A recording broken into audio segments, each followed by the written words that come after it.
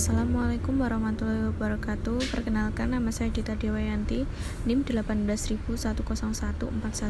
Di sini saya akan membahas tentang Rencana Pembangunan Jangka Menengah atau RPJMD.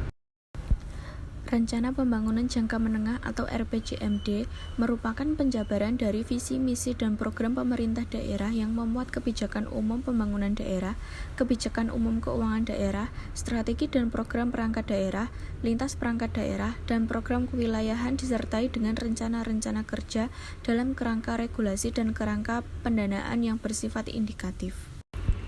Maksud dan tujuan dari penyusunan RPJMD. Penyusunan RPJMD dimaksudkan untuk memberikan arah dan kebijakan penyelenggaraan pemerintahan dan menjamin keterpaduan dan kesinambungan pembangunan berkelanjutan. RPJMD digunakan sebagai acuan dan pedoman dalam penyusunan rencana kerja pemerintah daerah atau RKPD dan rencana strategis satuan kerja perangkat daerah atau Renstra SKPD bagi satuan kerja di lingkungan pemerintahan yang berada di suatu kabupaten atau kota. Tujuan dari dibentuknya RPJMD adalah yang pertama, untuk menciptakan kesamaan pandangan, arah dan gerak pembangunan baik yang dilaksanakan oleh pemerintah maupun masyarakat. Yang kedua, meningkatkan pelaksanaan pemerintahan dan pembangunan serta pelayanan masyarakat yang lebih berdaya guna dan berhasil guna. Dasar hukum yang digunakan dalam penyusunan RPJMD di Kabupaten Sleman. Yang pertama adalah Undang-Undang Nomor 15 Tahun 1950 tentang pembentukan kabupaten dalam lingkungan Daerah Istimewa Yogyakarta, bersumber pada Berita Negara Republik Indonesia tahun 1950 nomor 44.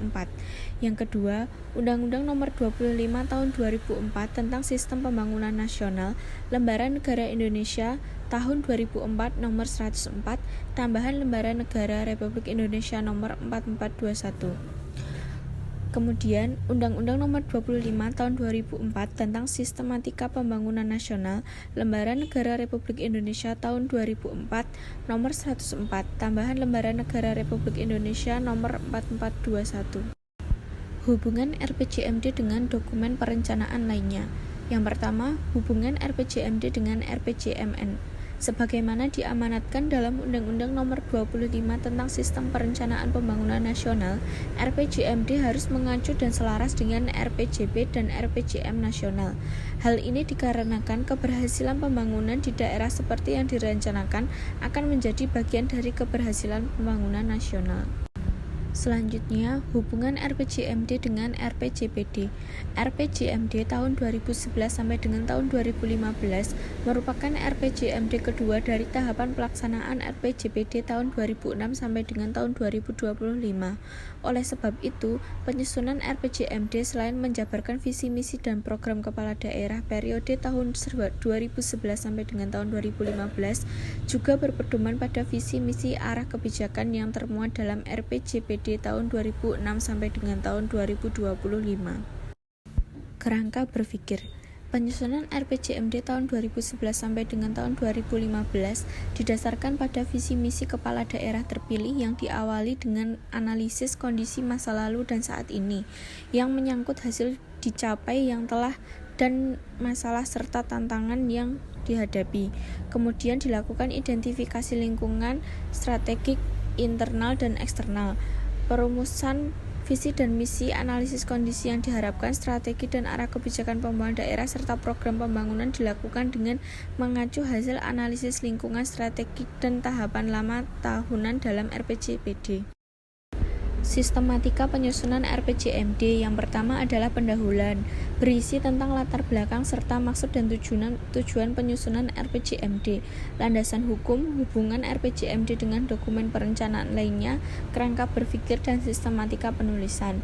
Yang kedua, gambaran umum kondisi daerah, berisi tentang kondisi fisik, perekonomian daerah, sosial budaya, prasarana dan sarana, dan pemerintahan umum. Yang ketiga, gambaran pengelolaan keuangan daerah serta kerangka pendanaan, berisi tentang pengelolaan pendapatan daerah, pengelolaan belanja daerah, pengelolaan pembiayaan daerah, dan kebijakan umum anggaran.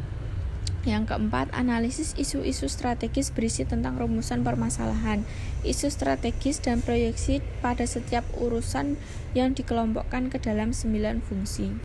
Kemudian yang nomor 5 adalah visi, misi, tujuan, dan sasaran. Berisi tentang dasar filosofis, visi, misi, prinsip-prinsip, dan nilai-nilai dari tujuan dan sasaran. Yang keenam, strategi dan arah kebijakan. Berisi tentang strategi dan arah kebijakan pembangunan daerah. Kemudian, kebijakan umum dan program pembangunan daerah, berisi kebijakan umum dan program pembangunan. Kemudian, indikasi rencana program dan kebutuhan pendanaan, berisi indikasi rencana program-program yang ada dan kebutuhan pendanaannya. Sistematika penyusunan RPJMD yang selanjutnya adalah penetapan indikator kinerja daerah, berisi tentang penetapan indikator kinerja daerah menurut sasaran strategis, indikator dan capaian kinerja pembangunan makro daerah, serta indikator dan capaian kinerja menurut misi. Kemudian pedoman transisi dan kaidah pelaksanaan, berisi pedoman pelaksanaan dan kaidah transisi, dan yang terakhir adalah penutup yang berisi tentang lampiran-lampiran.